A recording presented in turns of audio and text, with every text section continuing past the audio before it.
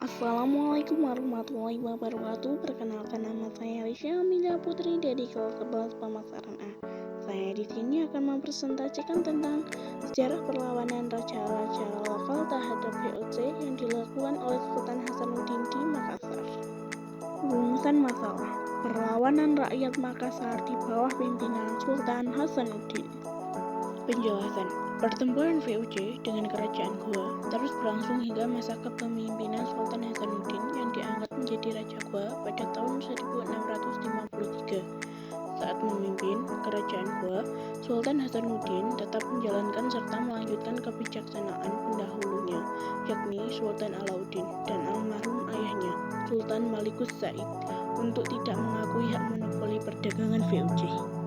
Hal ini membuat hubungan antara Kerajaan Goa dan VOC semakin memanas.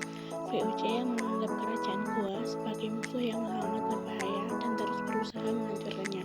Ancaman VOC bagi wilayah kekuasaan Kerajaan Goa yang semakin kuat mau tidak mau memaksa rakyat pribumi untuk ikut melakukan perlawanan.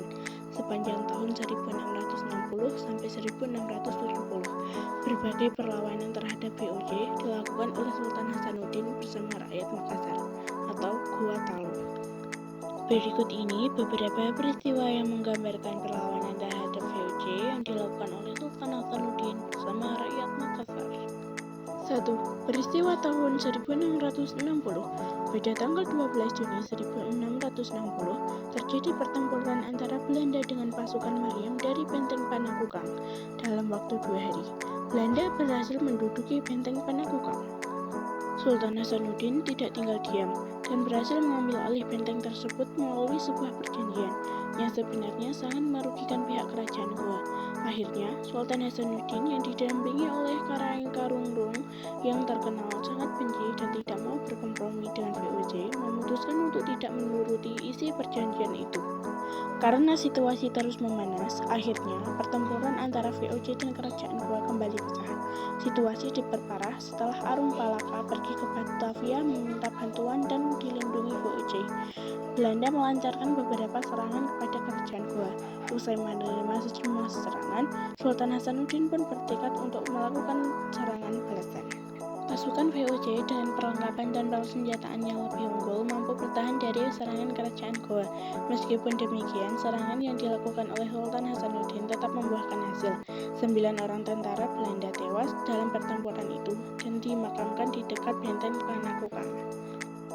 2. Peristiwa di Walvis tahun 1662. Pada 1662, Sultan Hasanuddin bersama pasukannya kembali melakukan perlawanan terhadap Belanda setelah sebuah kapal VOC yang bernama De Walvis masuk ke perairan yang dikuasai oleh Kesultanan Goa.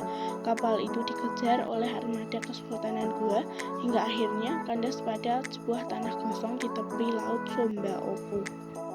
Dalam perlawanan tersebut, armada Kesultanan Goa berhasil menyita 16 buah meriam dari kapal tersebut. Belanda lalu menuntut agar meriam itu dikembalikan, tetapi Sultan Hasanuddin menolaknya dengan alasan kapal itu melanggar dan memasuki wilayah perairan Kesultanan Goa. 3. Peristiwa di Lewin. Pada suatu malam, tanggal 24 Desember 1664, kapal VOC di Lewin memasuki perairan kerajaan Goa. Kapal tersebut membawa Arum Palaka dengan beberapa orang dari Buton ke Batavia. Kapal tersebut lalu dikejar oleh armada Kesultanan Goa hingga akhirnya kandas di Pulau Dayang-Dayangan di sebelah selatan benteng Panakukang. Sebanyak 40 orang dari total seluruh anak buah kapal Belanda mati tenggelam. Sementara itu, 162 orang lainnya yang masih hidup ditawan dan dibawa ke Sumba Opu. VOC pun menuduh bahwa Sultan Hasanuddin merebut sebuah peti yang berisi uang perak sebanyak 1.425 ringgit Belanda yang dimuat di dalam kapal tersebut. VOC juga berulang kali menuntut dan meminta uang itu dikembalikan.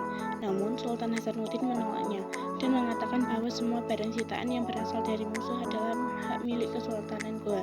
Selain itu, kapal VOC yang ditahan itu juga telah melanggar perairan Kesultanan Goa.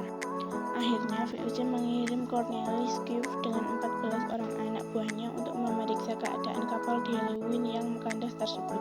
Kedatangan VOC itu tanpa izin dan tanpa sepengetahuan Sultan Hasanuddin. Setibanya di sana, pasukan VOC langsung dikepung oleh pasukan Kesultanan Goa yang kemudian memerintahkan pasukan VOC itu untuk menyerah. Pasukan VOC yang saat itu menolak menyebabkan pertempuran sengit yang menewaskan seluruh pasukan VOC saat itu. 4.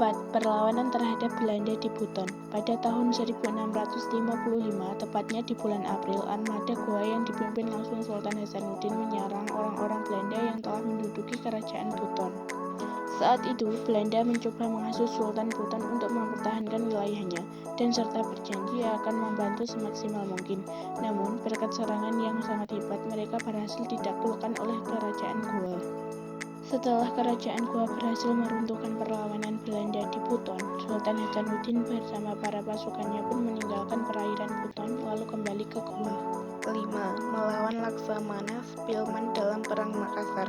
Dalam Perang Makassar yang berlangsung tahun 1666 sampai 1669, Sultan Hasanuddin bersama rakyat Makassar melakukan perlawanan terhadap pasukan VOC yang dipimpin oleh Spilman.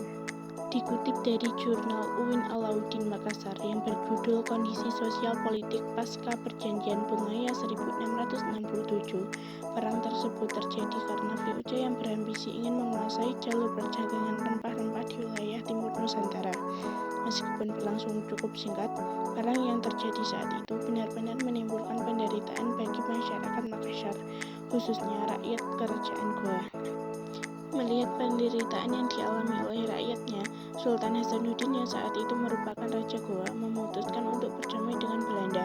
Keputusan berdamai dengan Belanda tersebut agar penderitaan rakyatnya segera berakhir. Pada tanggal 18 November 1967, sebuah perjanjian perdamaian antara kerajaan Goa dengan VOC Belanda ditandatangani di sebuah desa di selatan kota Makassar, yang kini dikenal dengan Perjanjian Bungaya. Perjanjian Bungaya dimaksudkan untuk mengakhiri perang Makassar yang telah memakan banyak korban jiwa dan materi. Namun, setelah penandatanganan Perjanjian Bungaya, perang Makassar tidak benar-benar berakhir. Kelompok yang tidak mengakui Perjanjian Bungaya bertekad untuk terus melawan VOC Belanda.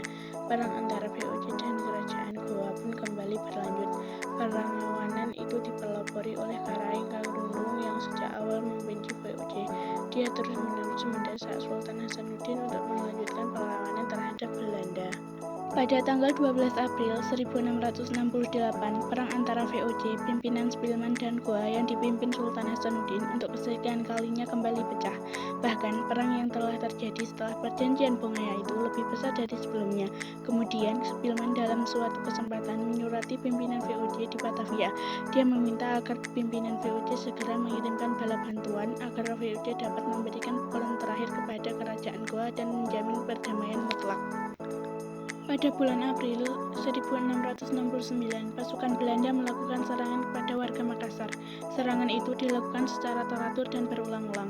Penyerangan yang dilakukan Belanda saat itu mendekat ke benteng Sumba Opu, sehingga membuat suasana peperangan semakin sengit. Pada tanggal 24 Juni 1669, Belanda berhasil menaklukkan benteng utama dan benteng kerajaan Goa. Benteng Sumba Opu takluk secara terhormat setelah kerajaan Goa di bawah kepemimpinan Sultan Hasanuddin melakukan perlawanan dengan sangat gigih. Sekian video presentasi dari saya. Terima kasih, mohon maaf jika ada kesalahan dalam penyampaian tugas. Sekian dan sampai jumpa.